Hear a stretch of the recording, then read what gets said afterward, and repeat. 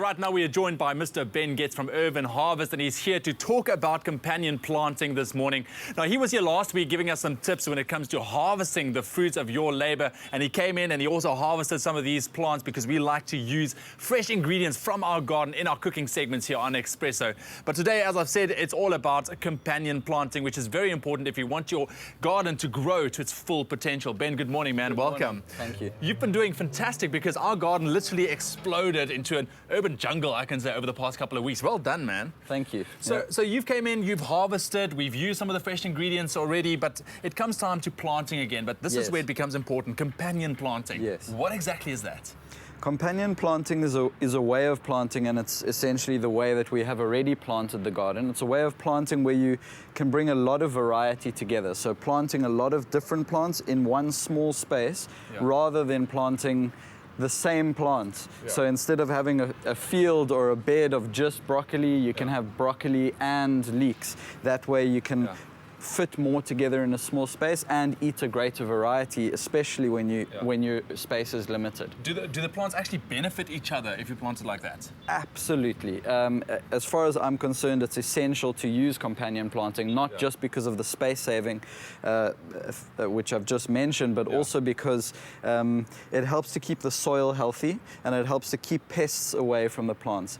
Certain pests will be attracted to certain kinds of plants, and if you plant those plants all together, then the pests have an absolute feast, and the soil starts building up pests. And this way, it's in a sense, it's confusing the pests. Give us a few quick examples of plants that go together and plants that don't go together. Well, let's use this. We've got a little display, a little example here. This is a lovely summer companion planting guild. We call them guilds where they come together. So you've got tomato, basil.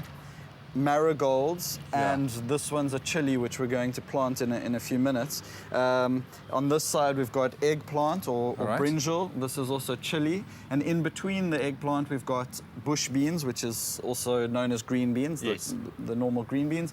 And then here, this is a lovely, simple guild as well. Spring onions and lettuce, spring onions and spinach. Okay. Those are just some examples. There are a lot of examples. Rule of thumb, the more the merrier. Most plants will go together quite well, but there are some that don't go together very well. All right, so like one example, which wouldn't go together, just so the people at home know.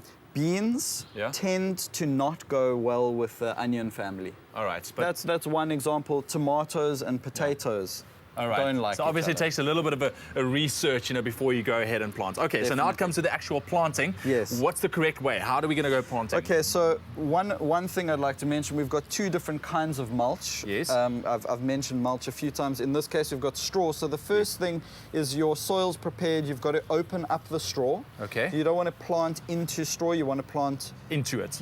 Into the soil. Exactly. So we open up a space. All right. We can add some of our soil conditioners, which we've already discussed in previous segments.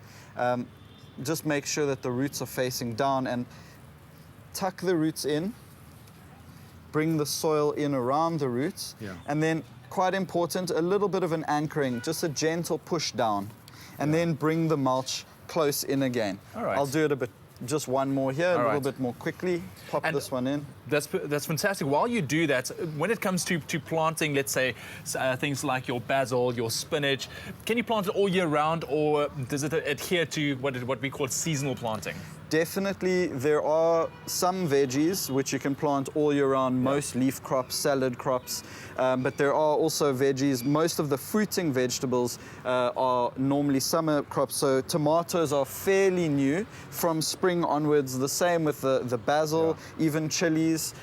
So it very much depends, and it is important to check your local seasonal planting guide to make sure that you can, when you can plant what you want to plant. Ben, thank you so much for joining us on Expresso. Once again, of course, you can get all Ben's details on our website, expressoshow.com.